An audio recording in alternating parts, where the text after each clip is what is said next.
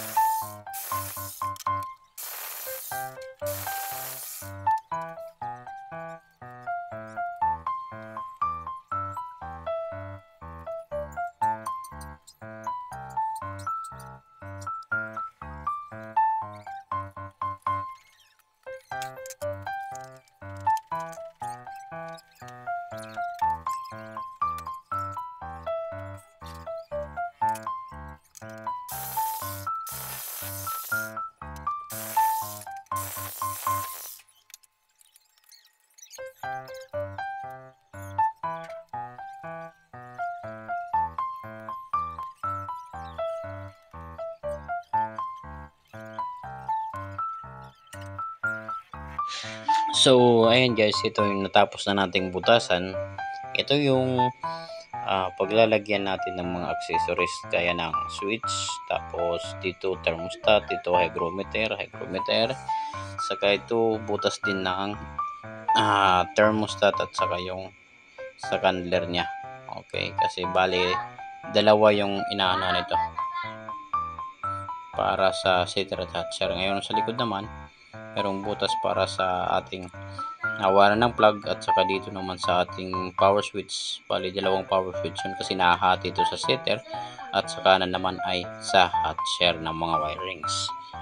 Okay, kaya meron tayong butas sa likod, dadaanan ng ating wire papunta sa ating plug, papunta sa ating outlet, dito naman sa mga switches. Okay.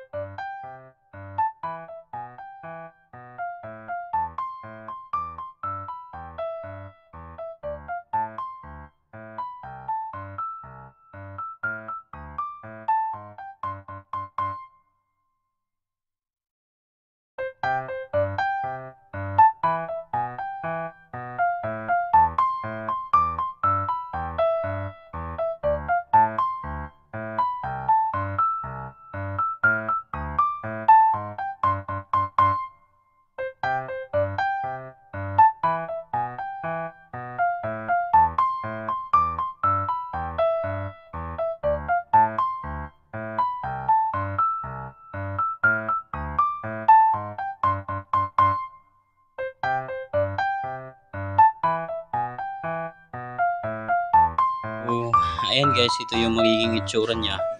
Ito hindi pa tapos kasi kailangan pa lagyan to ng hindi pa kumpleto sa mga corner framings. Ayan, kulang pa ng aluminum. Pero ganito yung magiging itsura. Sa creativity niyo na lang kung paano nyo pagagandahin. Magiging kaakit-akit yung inyong output sa paggawa ng incubator box at saka itong wiring box niya para sa wires and accessories.